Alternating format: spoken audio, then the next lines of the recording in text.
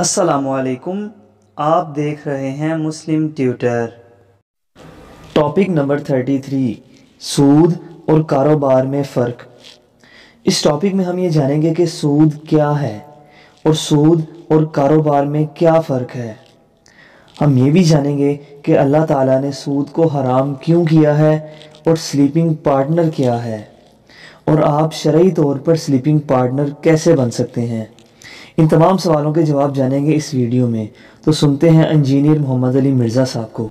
सूरतुल बकरा आयत नंबर 275 से ऑनवर्ड। अल्लज़ीना यअकुलून रिबा, वो लोग जो कि सूद खाते हैं, ला यक़ूमूना इल्ला कमा यक़ूमुल्लज़ी यतख़ब्बतुहु शैतान,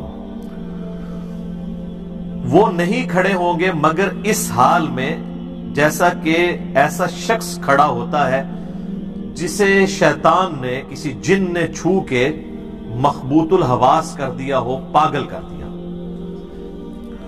ये स्पेसिफिकली क़यामत का जिक्र है कि क़यामत वाले दिन इस हाल में वो उठाया जाएगा। वैसे आप इसका अमली मुजाहरा जो है वो स्टॉक एक्सचेंज में देख सकते हैं। वो ऑलमोस्ट जिस तरीके से एक दूसरे से बात कर रहे होते हैं ना, तो वो यही लग रहा होता है कि इनको शैतान ने मस करके जो है ना मखबूतुल हवास किया हुआ है। क़यामत वाले दिन तो जो होना है वो होना है। स्टॉक एक्सचेंज की कमाई मुतलकन हराम नहीं है, उसमें जो हलाल के कारोबार के एसेट्स हैं वो सही है, लेकिन जो हराम का पोर्शन है वो तो हराम है। यानी ऐसे कारोबार में माल खपाना जो फी नफ्सी गलत था वो तो गलत है।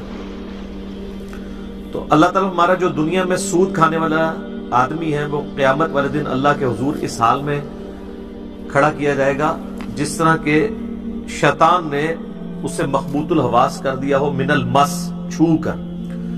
ज़ालिका बिअन्नहुम, ये इसलिए है कि ये लोग कहते हैं, क़ालू इन्नमल बैउ मिस्लुर रिबा, कि तिजारत भी तो सूद की मानिंद है।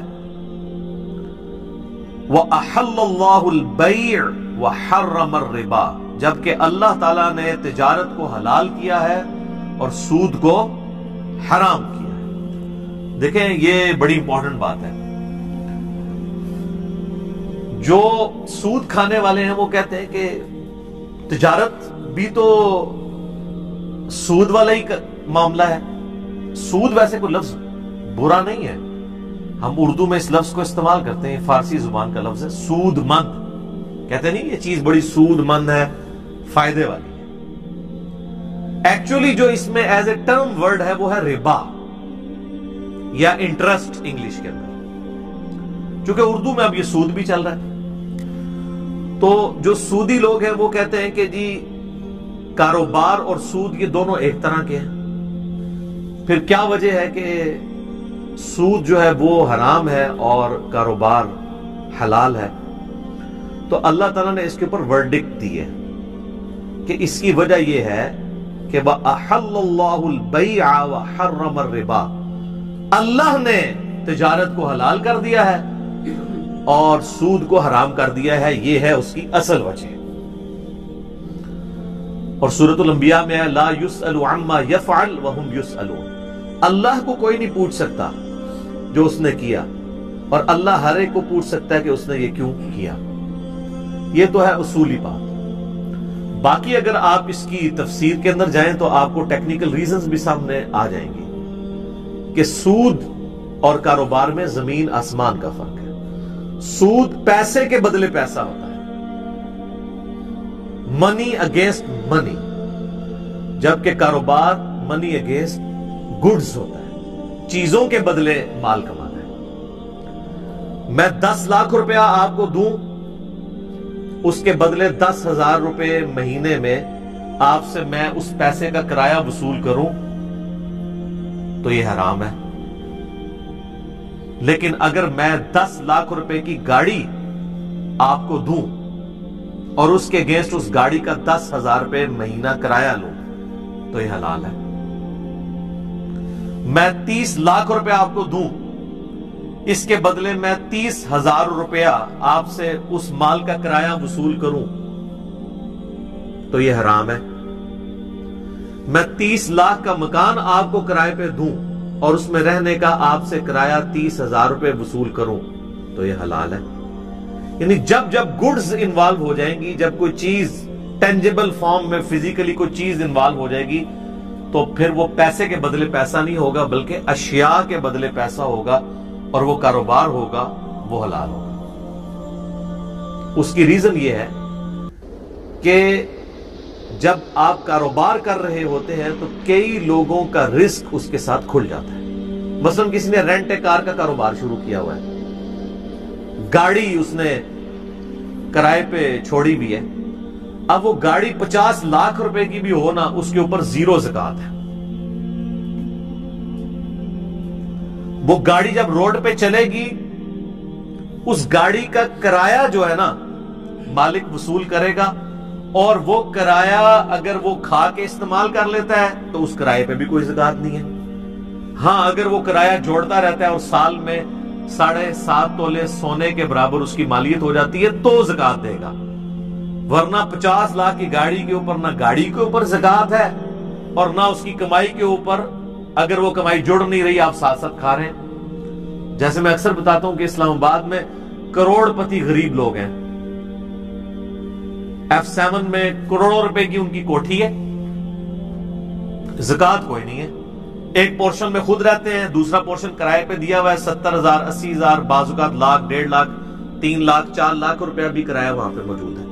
وہ کرایہ اس سے وصول کرتے ہیں اور وہ مہینے کا اپنا خرچہ چلاتے ہیں. At the end of the day ان کی کروڑوں روپے کی کوٹھی کے اوپر 0 زکات ہے، کیونکہ انہوں نے اپنا مال رننگ میں لائے ہوئے. اگر آپ زکوٰۃ کے ٹاپک کو مزید بہتر سمجھنا چاہتے ہیں تو ہماری یہ 4 ویڈیوز دیکھ سکتے ہیں. اب انجینئر محمد علی مرزا صاحب سے یہ پوچھتے ہیں کہ آپ سلیپنگ پارٹنر کیسے بن سکتے ہیں. جو اوپر کرایہ دار رہ رہے ہیں ان کو اس سے نفع پہنچ رہا ہے. پھر اس گھر کے ساتھ وابستہ جتنی بھی چیزیں، کوڑا کرکٹ اٹھانے کے لیے کوئی مزدور آتا ہے، اس کی روزی اس کے ساتھ جڑی ہوئی ہے. پھر وہ بجلی استعمال کر رہے ہیں، اس بجلی کا کرایہ دے رہے ہیں گورنمنٹ کو، وابڈا کے پورے ملازمین کی تنخواہیں اس کے ساتھ جڑی ہوئی ہیں. تو اسلام یہ کہتا ہے کہ پیسہ رننگ میں آئے تو وہ کاروبار ہے، وہ حلال ہے اور اس میں اللہ کی طرف سے برکت ہے.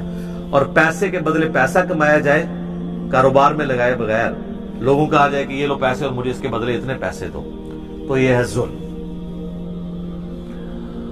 اور یہ بھی یاد رکھیے گا کہ پروفٹ کی پرسنٹیج تو آپ فکس کر سکتے ہیں لیکن پروفٹ کو آپ فکس نہیں کر سکتے.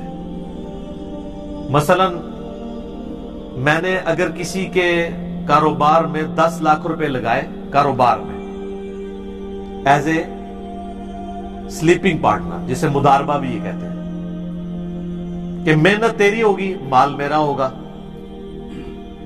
اور میں اس کے ساتھ یہ طے کروں گا کہ مجھے آپ نے کمائی کا سپوز 50% دینا ہے. وہ اب میری مرضی ہے، جس طرح ہم کنسنسس کے ساتھ کریں. 30% لے سکتے ہیں، 70% وہ لے 30% آپ.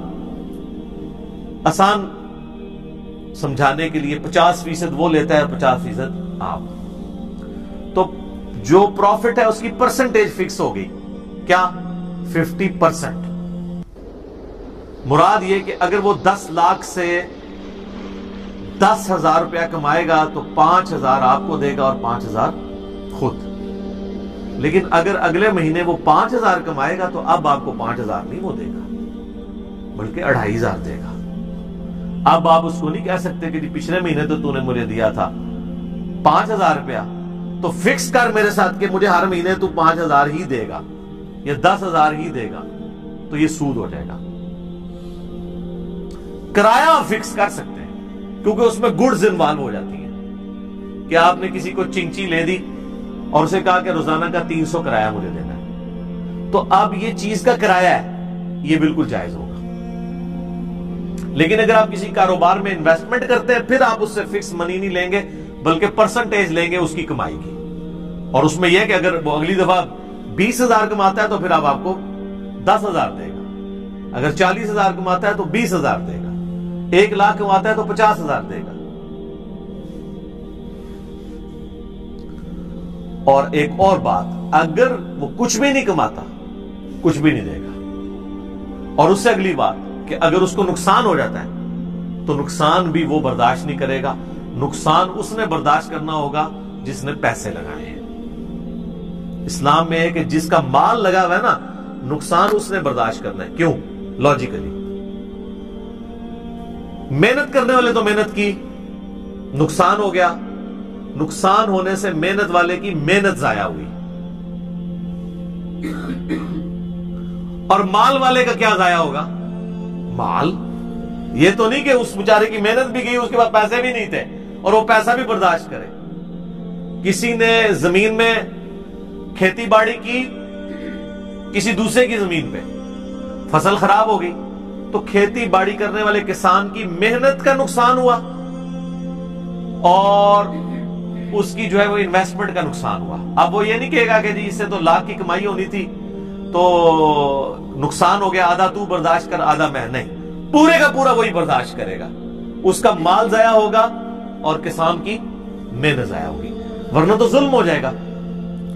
تو یہ اس اعتبار سے یاد رکھنا ہے. اور دوسرا یہ بھی یاد رکھیں، بعض لوگ یہ کہتے ہیں کہ جی بینک والا سود تو حلال ہے، کیونکہ اگلے زمانوں میں سود یہ ہوتا تھا کہ امیر لوگ غریبوں کا استحصال کرتے تھے اور ان سے وہ مال لے کر اس کے عوض ان کو، یعنی غریب سے غریب تر ہوتا تھا، امیر سے امیر تر ہوتا تھا. آج کل تو بالکل الٹا سسٹم ہے. بینک خود کہتا ہے کہ آپ ہمارے پاس پیسے رکھوائیں، ہم آپ کو اتنا سود دیں گے. تو بینک پہ تو کوئی ظلم نہیں ہو رہا، بینک تو خود آپ کو آفر دے رہا ہے. بینک سے جڑے ہوئے پیسوں کے معاملات کو بہتر سمجھنے کے لیے ہم اگلی ویڈیو سنیں گے. اس ویڈیو میں کہی جانے والی تمام باتوں میں سے آپ اور اس بات سے اختلاف رائے کر سکتے ہیں جو قرآن و سنت سے ٹکراتی ہو. ویڈیو پسند آنے کی صورت میں لائک کریں اور ہمارے چینل مسلم ٹیوٹر کو فالو یا سبسکرائب کر کے بیل آئیکن ضرور دبائیں. اللہ تعالیٰ آپ پر اپنی رحمت فرمائے.